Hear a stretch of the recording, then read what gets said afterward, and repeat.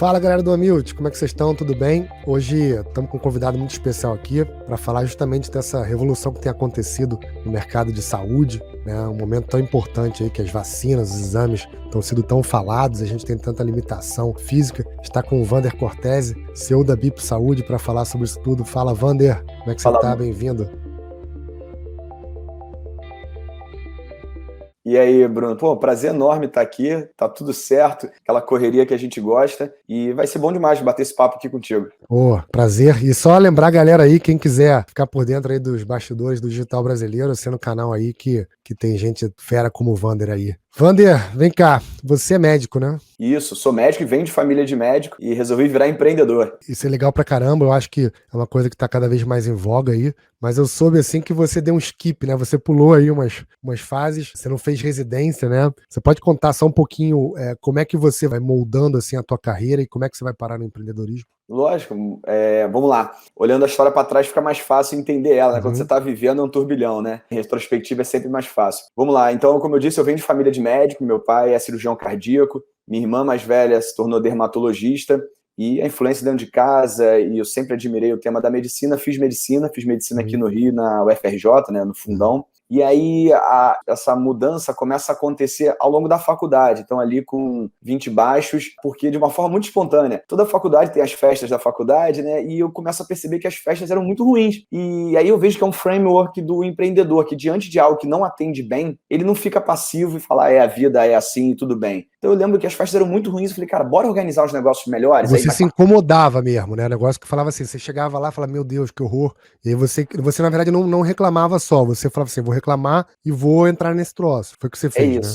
É isso, eu costumo dizer que o empreendedor ele é crítico, mas se ele fica só crítico, ele vira aquele chato. Pô, que festa ruim, pô, que porcaria, ó vida, ó céus. Não, mas aí se você acompanhar de você, critica, propõe uma tese, analisa se aquilo é uma oportunidade e executa, aí para mim esse é o framework do empreendedorismo. Então, isso óbvio que olhando para trás eu já consigo entender, mas na época era uma sensação, cara, não é possível que ninguém vai fazer uma festa melhor, então você tem aquela atitude protagonista e eu começo fazendo as festas da faculdade. Cara, meus pais moravam numa casa com um quintal grande em Niterói, a gente começa a organizar festa, 1.000, 1.500, 2.000 pessoas na festa, e aí então, tipo assim, desculpa, Wander, então, tipo assim, risco não era um problema para você, quer dizer, você se incomodava e você trazia 1.000 pessoas e tal, até para dentro da casa dos teus pais, assim, você não tinha problema com risco, né? Eu acho que é natural do jovem, né? E hoje eu tô com 38, naquela época 20 e poucos, ele nem considera o worst case scenario, né? Acho que a gente é muito otimista. Mas esse é um ponto legal pra gente falar mais à frente sobre risco e empreendedorismo. Boa. Só contando um pouco dessa jornada, aí então começa a fazer as festas, e aí pela primeira vez eu me vi com a necessidade de pensar como é que ia ser o planejamento de venda. E aí depois eu vou associando os nomes ao que eu fazia. Então era o meu forecast de vendas. Depois eu também tinha que ver meus custos. E aí depois me ensinaram o termo budget. Então a coisa foi muito espontânea. E depois eu fui encontrando e colocando nas casinhas as palavras. Então eu tive uma jornada de alguns anos organizando eventos na faculdade. Algo que normalmente é super estereotipado, que o cara faz só pela curtição. Mas eu comecei a ganhar dinheiro, bicho. Coisa que estudante de medicina não ganha. Eu queria sair com minha namoradinha e tal. Comecei a ganhar dinheiro. E aí eu sou apresentado ao tema empreendedorismo. Então, assim, eu tô formado há 14 anos, isso foi no meio da faculdade. Então, estamos falando aí de 16, 17 anos atrás. Empreendedorismo não tinha esse hype, muito menos dentro de uma faculdade tradicional que é medicina na UFRJ.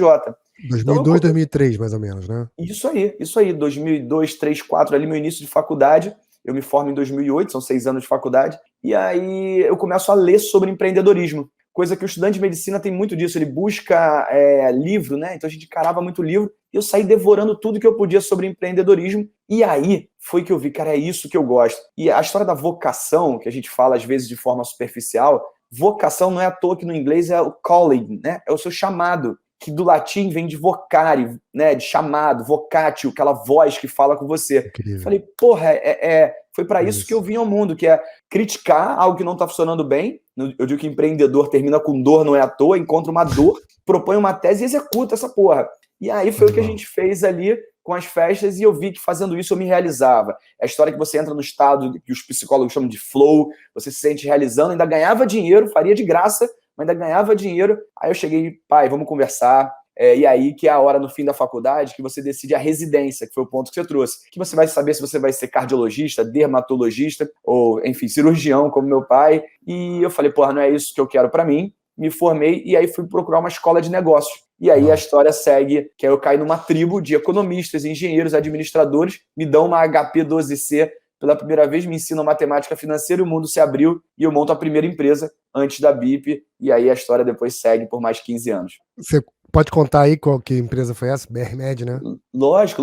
Então eu me vi ali médico, recém-formado, no meio de um grupo de, como eu disse, o bacana foi que a pessoa que me recebeu no IBMEC, que foi onde eu estudei gestão, não me colocou no que hoje é muito comum, que é os cursos de gestão em saúde, que no fundo você olha para o lado, é um monte de profissional de saúde, da maioria médico, falando sobre empreendedorismo em saúde. Eu estava num grupo completamente holístico, ali onde a prevalência era desses, engenheiros, administradores e tudo mais. Então eu me vi ali médico, um bicho meio diferente, aprendendo noções, sendo alfabetizado em marketing, em matemática financeira, na época de plano de negócios, se falava, hoje faz um Canvas, na época era plano de negócios, business plan, né, com sumário executivo, enorme o negócio. E aí eu percebi que na medicina existia uma especialidade chamada medicina do trabalho, que é aquela especialidade que faz os exames para as empresas, para os funcionários das empresas. Aqueles exames admissionais, periódicos, demissionais, que até hoje, muitas vezes ainda é muito mal feito, infelizmente.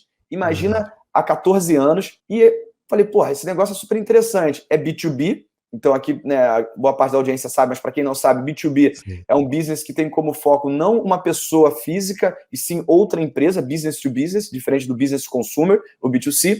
Então era um business B2B, uma obrigatoriedade legal, então a empresa tem que contratar com alguém, então já tem aquele V0 ali, porra, estimulando, e o nível da concorrência era muito ruim. E o caro para começar era contratar um médico. Porra, eu e meu melhor amigo, nós dois éramos médicos e queríamos empreender. Então, nós dois fomos os dois primeiros funcionários, montamos a BR-Med, que se tornou uma rede de clínicas de medicina do trabalho. Hoje são 13 unidades, mais uma sede corporativa, em 4 estados do Brasil, emprega cerca de 600 pessoas, e foi, na verdade, meu grande MBA, foi junto com o Davi, e hoje também o Thiago, que é o CEO da companhia, a gente trazer essa história, que depois vem a segunda história, que é a BIP. Animal, não conhecia nos detalhes, e é maravilhoso, assim, você ver, literalmente, né, você falou do empreendedor, acho que eu não vou nunca mais esquecer que acaba com dor, mas é isso, né, você vê um incômodo, você vê uma oportunidade e você foi lá cavucar esse troço. O Vander, atualmente, assim, a gente não tem nem como, né, escapar, né, do que é a pandemia, né, do que foi a transformação que ela impactou em várias indústrias e principalmente ali na saúde. Aí, se você puder contar para a galera, né, da onde vem a BIP Saúde e que momento que vocês estão hoje. Legal, vamos lá. Então eu estava lá, né, como eu disse, na minha primeira jornada empreendedora, tocando a BR-Med, um business mais tradicional, né, que tinha que abrir clínicas, é o que a gente chama de brick and mortar, né, ali construir clínica, empregar pessoas e crescendo. E também uma característica que a BR-Med tem de diferente, porque eu vou trazer da BIP, é o modelo de financiamento da companhia. Em 2008, como você bem vai lembrar, o ecossistema de venture capital, de investidores, era quase que inexistente.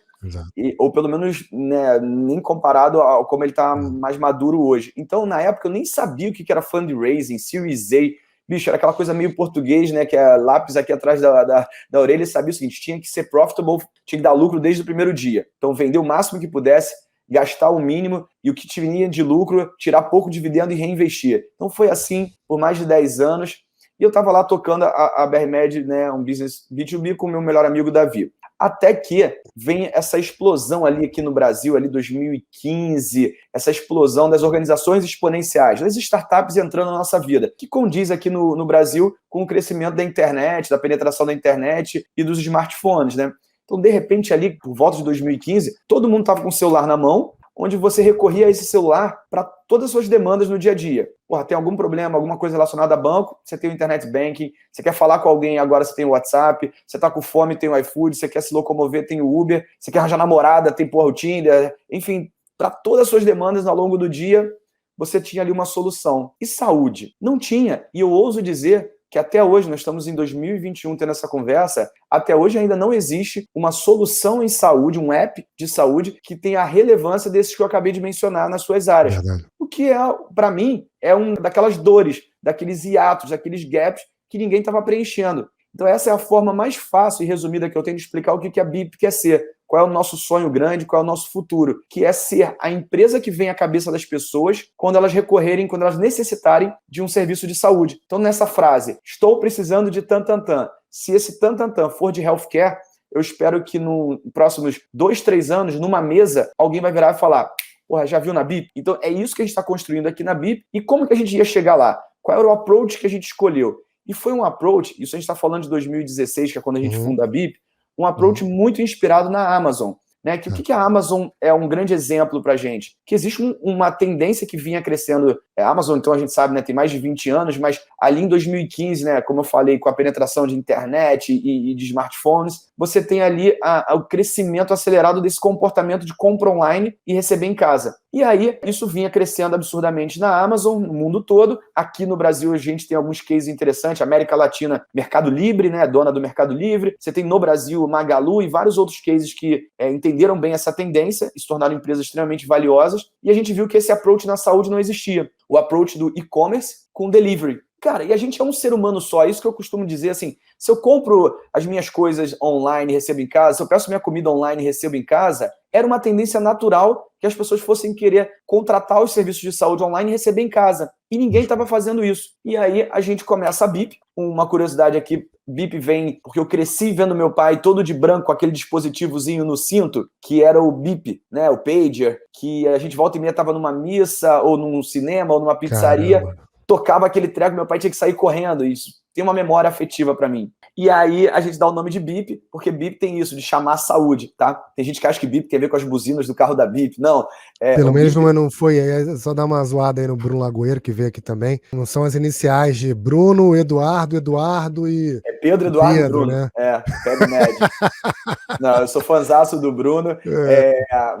Mas assim, é engraçado porque falando só em abreviação de nome, meu nome é Vander Cortese, se eu for fazer um monograma é VC. Aí eu fico zoando meus investidores, porra, VC mesmo sou eu. E detalhe, eu tenho 2 filhos, um é Gabriel e outro é Rafael, que é nome de anjo. Então eu falo, VC que sabe fazer anjo sou eu mesmo. Verdade. Fico zoando eles. Mas nada é por acaso. Nada é por acaso. Aí voltando na história da BIP, então a BIP quer ser essa empresa que vem à cabeça das pessoas quando a demanda é de saúde, demanda de saúde do que a gente chama do outpatient, que é o paciente que não precisa estar internado, cirurgia, algo mais complexo, mas tudo do outpatient, que é enorme, a gente quer ser essa referência. E o approach que a gente escolheu para chegar lá é esse approach, bem inspirado na Amazon, que eu diria que tem 2 pilares. Ele é leve em ativos, porque ele é delivery only. A gente não abre clínicas para o povo vir até a gente. Então é o que tecnicamente chamam aí, né, de asset light, leve em ativos, eu não fico investindo tanto em real estate, em imóveis, e tech enabled,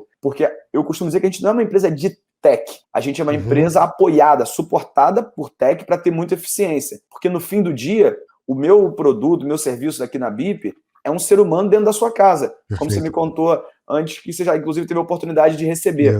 Então a gente é muito intensivo em pessoas, por isso que hoje a gente já está em mais de 1.100 pessoas e contratando centenas mês a mês. Então é isso que a BIP faz, serviços domiciliares de saúde. Começamos por vacina. Na verdade, a gente testou algumas teses antes. Quem conta só a vitória não está contando a história toda. A gente levou porrada aí durante um ano e pouco. Isso pode ser um pedaço para a gente explorar. Mas o que a gente traciona primeiro foi vacina. E eu estou falando de 2017 para 2018. Ninguém poderia pensar em pandemia. Verdade.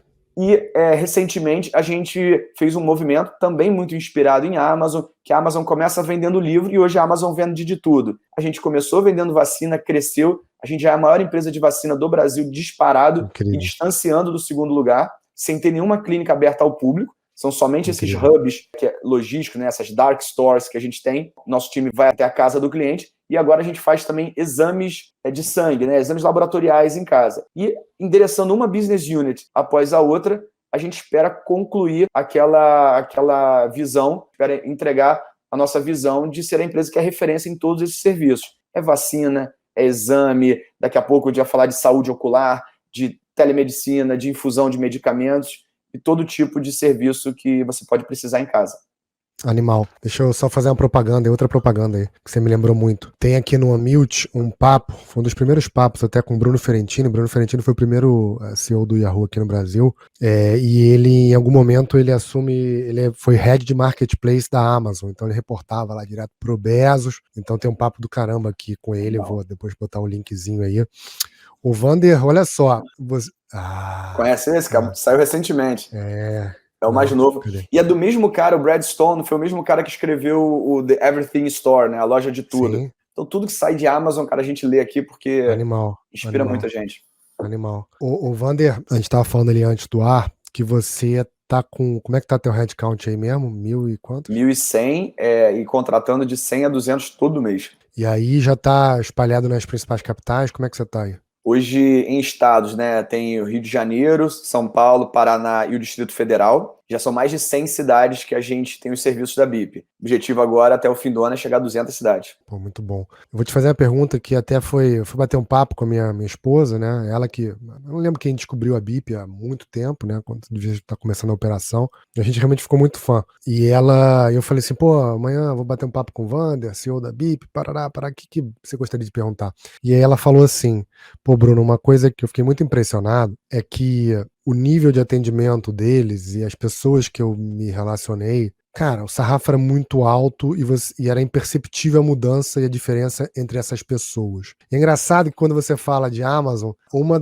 talvez das coisas mais marcantes que a Amazon tem, cara, né, é você ser bem atendido. Como é que vocês olham para atendimento e como é que vocês conseguem manter essa qualidade tão em alta, Wander? Cara, primeiro de tudo, fico muito feliz quando eu escuto isso, porque dialoga com tudo que a gente foca aqui. A começar, se você encontrar qualquer pessoa na rua ou vier aqui visitar a gente no Morisco, em Botafogo, aqui no Rio, perguntar assim, qual é a estrela norte da companhia? O que é a coisa mais importante da companhia?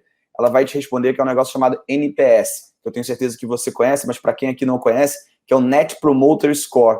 Então, é um score, uma pontuação da companhia que vai de menos 100 a mais 100, que mede a reputação da companhia, baseado numa pergunta que a gente faz para todo usuário da BIP após a utilizar, que é de 0 a 10 o quanto você recomendaria o serviço da BIP. E aí você tem uma fórmula por trás, e o resultado da BIP é um NPS de 98, numa escala de menos 100 a mais 100. Então, é a coisa mais importante da BIP, muito mais do que venda. Então, tudo começa trazendo na cultura que a pedra angular, toda a BIP está sendo construída. Eu digo que o meu humor está diretamente relacionado ao NPS. Então, se o pessoal aqui não quiser me ver de mau humor, que eu não recomendo, cuidem muito do NPS. Na dúvida, para cá vende mais, para cá protege o NPS, protege o NPS. Então, tudo começa com esse discurso que se transforma em atitude.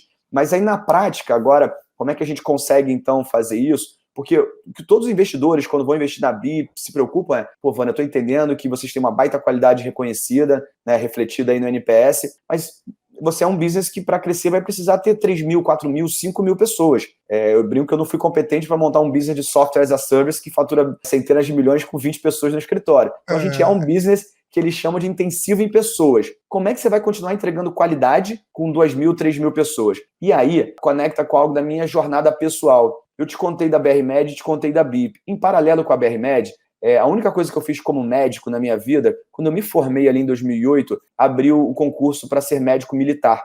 Fiz o concurso, passei para médico do Corpo de Bombeiros do Rio de Janeiro. Caramba. E aí você tem aquele treinamento militar, academia militar. E você sabe, todo mundo sabe que no militarismo a disciplina é um aspecto muito importante. E eu morava em Niterói, e o quartel do treinamento dos bombeiros é em Guadalupe. Para quem não conhece a geografia do Rio, você tem que atravessar toda a ponte Rio-Niterói, que todo mundo aqui já viu engarrafado em algum momento na imagem no jornal, e toda a Avenida Brasil. E você tem que estar 6h30 no quartel. Só que 6h30 não é igual o portão do Enem. Passei, entrei. Não, não, não. 6h30, pronto para, em condições de informa na quadra. E cada 1 minuto atrasado são 10 flexões. Na época eram 10 flexões. Ou seja, 10 minutinhos, coisa de carioca, porra, 10 minutinhos, parceiro, são 100 flexões. Mas, mais do que isso, tu ia acabar preso. Então, eu fui preso, fiquei uma semana no quartel preso, tinha 24 anos, porra. E aí, isso criou um senso de disciplina. E curioso porque foi em 2008, em 2008 foi o ano ali que estava explodindo aqueles filmes Tropa de Elite, você deve lembrar bem, e tinha aquele negócio de faca na caveira. Se você olhar aqui atrás, tem umas almofadas ali, ó, umas caveiras, tá vendo? Tô vendo. Desde então, acendo o Wi-Fi aqui, quem quiser conectar aqui, é faca na caveira. Cara, desde então eu busco pessoas que sejam assim, faca na caveira, pô, vamos lá, que tenham disciplina. Animal. E disciplina é fazer o combinado. Então, só para tentar conectar esse ponto, aqui na BIP a gente tem um componente de alto padrão para o hiring. Para começar, todo mundo é funcionário. Não tem essa história de gig economy aqui. Nada contra outras empresas brilhantes que fizeram isso. Entendi. Só para deixar claro que gig economy, então, é trabalhar com freelancer, com aquele tipo Uber, tipo essas empresas de entrega.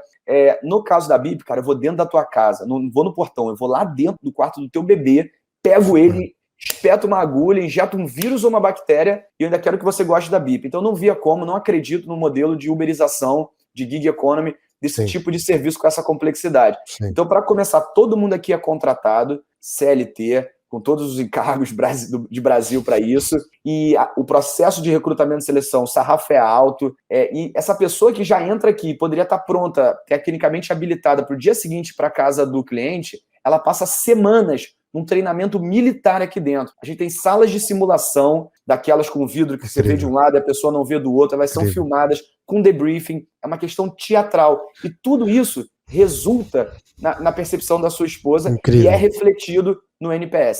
Incrível, maravilhoso, não tinha essa noção. A gente sempre acha, né, que você, na verdade, ele teve ali na hora da seleção, cuidado com a pessoa, com o perfil da pessoa, mas realmente nada é por acaso. Acho que essa questão da disciplina é sim inegociável e muito bom saber que ela está aí no DNA da companhia. Wander, olha só, a pandemia tem um lado majoritário absolutamente cruel, né? E uma coisa assim que a gente nem precisa entrar assim, muito em detalhe, todo mundo tá vendo, tá sentindo e tal. Mas a verdade é que tem uma situação pitoresca que apareceu na pandemia, que é o tal do sommelier de vacina. Uma situação onde todo mundo tomou vacina para sarampo, para rubéola, para não sei o que, hepatite. Ninguém nunca perguntou, né? Vem cá, mas qual é o fabricante? Você tá vendo esse fenômeno aí? Isso chega a aparecer em alguma coisa assim na operação de vocês ou isso tá passando batido? Você consegue falar sobre isso? Não, lógico. Então, Bruno, infelizmente, pela minha perspectiva, eu não sei se você sabe, mas a gente não pode ainda comercializar a vacina da Covid. Sim. Então, hoje isso não está aparecendo para a gente aqui, porque faz mais de 1 ano e meio, né, que a gente está nesse estado de pandemia, e eu sou bombardeado por todos os lados, eu, a BIP, todos os nossos canais, sobre quando a gente vai ter vacina da Covid para oferecer para o nosso público. Mas por uma decisão que, né, em alçadas aí, tanto executivo e legislativo, uma decisão, minha opinião, que vale 2 centavos, é que não é adequada, mas todo o setor privado está proibido de comercializar vacina. Então, o que eu enxergo sobre isso é muito do que você também enxerga como brasileiro, como cidadão, pessoas realmente tendo essa atitude de sommelier de vacina. O que, para mim, é uma tremenda de uma ignorância e é um desserviço à população. Então, é como você mesmo disse, as pessoas, né, se vacinavam e nunca pararam para entender a eficácia de uma vacina, se é mais ou menos do que outra, e seguiam um calendário, e o benefício é claro para... A vacina está entre as coisas mais importantes aí para a sobrevida da população ter aumentado nos últimos séculos. Mas então a gente na BIP está em compasso de espera para que essas esferas executiva e legislativa liberem que a gente possa contribuir com o SUS, desafogando o SUS. Perfeito. Mas a dúvida era o seguinte: se você viu, fora questões de Covid, em vacinas, vamos chamar assim, de regulares, alguma coisa nesse sentido, houve uma contaminação do comportamento humano também para outras vacinas, ou é uma coisa que vocês não observaram assim tão... Assim, não chegou a ter esse componente das pessoas irem a fundo. Acho que o Covid sim ficou muito alta. O que a gente vê é que o tema vacina virou, né, topic trend aí, coisa que não era. Hoje em dia as pessoas, né, numa mesa de restaurante estão falando de vacina de RNA mensageiro. Quando que eu ia imaginar isso? Todo mundo meio que ficou expert, todo mundo virou infectologista, né? Engraçado. Todo mundo é cheio de opinião, é foda. De médico louco, né? Todo mundo tem um pouco. Verdade. Mas o que eu vi, e acho que eu até fiquei te devendo essa resposta numa pergunta anterior, no que tange a pandemia e analisando pelo prisma aqui da BIP, como você disse, pandemia é uma tragédia, uma crueldade, ninguém aqui pode celebrar isso, mas usando aí uma expressão, né, que os gringos usam, silver lining, o que a gente consegue encontrar que deixa de algo positivo, né, para os tempos seguintes? Eu diria que muita tecnologia, muito do que era apresentado na comunidade médica, existia uma resistência. E a pandemia, de alguma forma, falou, acabou essa história, a gente precisa dessas tecnologias. E aí os conselhos, né, de medicina, tanto regional quanto federal, e os outros órgãos que regulam a atividade de saúde, de alguma forma cederam e flexibilizaram. Eu vou destacar aqui alguns, e eu imagino que isso é algo que não vai retroceder. A saber, um bem comentado é a telemedicina, a possibilidade, em especial a teleconsulta, que é um aspecto da telemedicina, a teleconsulta era proibida e em pandemia, de uma hora para outra, foi liberada. E já havia grupos, e eu faço parte disso, que vinham advogando positivamente pela telemedicina, teleconsulta há muito tempo. Precisou uma pandemia vir e eu acho improvável, ainda está em estado não definitivo, mas eu acho improvável que isso retroceda. O Brasil é um país de dimensões continentais, com uma concentração de médico no eixo Rio-São Paulo, e você tinha aí umas brincadeiras, entre aspas, aí, que era o melhor médico, muitas vezes, numa cidade, era TAM e GO, porque era a pessoa voar para ir fazer uma consulta que a gente poderia fazer assim. Então, telemedicina. Um outro ponto que é incrível, parece que é de séculos atrás, mas há 2 anos, se você precisasse de uma receita do seu médico para dar seguimento ao seu tratamento, você tinha que ir até o seu médico fisicamente para pegar um papel rabiscado a caneta por ele com carimbo de tinta. Cara, porra, de que século a gente está falando? E aí agora passou a ser aceita a prescrição digital. Uma plataforma, o médico consegue de qualquer lugar prescrever, você recebe um QR Code e apresenta na farmácia. Porra, precisou uma pandemia para isso? Da mesma forma, os serviços domiciliares, que aí encaixa a BIP. Era algo que a gente já acreditava, tanto que a gente investiu nessa tese, porém, a gente viu uma adesão muito mais acelerada, quase que por uma obrigação. De uma hora para outra, o mundo inteiro estava dentro de casa, querendo continuar suas vacinas, seus atendimentos em casa. Então, a pandemia, a minha forma de ver é que ela tem uma silver line aí, tem algo positivo de legado, apesar da tragédia que é a adesão de novas tecnologias, a meu ver, de forma perene daqui para frente. Excelente. Wander, queria te agradecer muito aí pelo teu tempo. O papo foi maravilhoso, com boas histórias e bons ensinamentos e boas peculiaridades e honesto como a vida é, né? Com coisas boas, coisas que o pessoal geralmente não conta, só acho que falta mais pra gente, assim, ter essa noção de que a gente é um composto único, né? E a gente muitas vezes vai para outros patamares quando a gente vai subindo degraus que vão ajudando a gente. Então, te agradecer e deixar você à vontade aí para deixar uma mensagem aí, cobrar uma conta aí de alguém, alguma coisa que... Cara, eu que agradeço a sua trajetória aí no mundo de tech no Brasil, cara, te apresenta e você é um cara super conhecido, super bem falado, amigos em comum nos apresentaram, então é um prazer estar aqui com você, obrigado. Eu acho que a mensagem que eu deixo em especial é para aqueles que buscam empreender em saúde, que é onde eu tenho alguma legitimidade para falar, estimular, porque assim, tem muita oportunidade. A saúde é um setor super relevante, que a pandemia escancara isso, mas corresponde por cerca de 10% do PIB do país e está muito atrasado quando comparado a outros setores, como serviços financeiros e até serviços, né, de alimentação e entretenimento. Então, a minha provocação para o ecossistema de empreendedores vamos olhar para a healthcare, tem muita fruta baixa no pé aí para pegar, porque eu acredito que a gente vai ter um sistema de saúde melhor quando a gente tiver mais empreendedores atuando nesse setor. Excelente, Wander. Obrigado de novo, tá? Um abração. Eu que agradeço, parceiro. Um grande abraço. Valeu.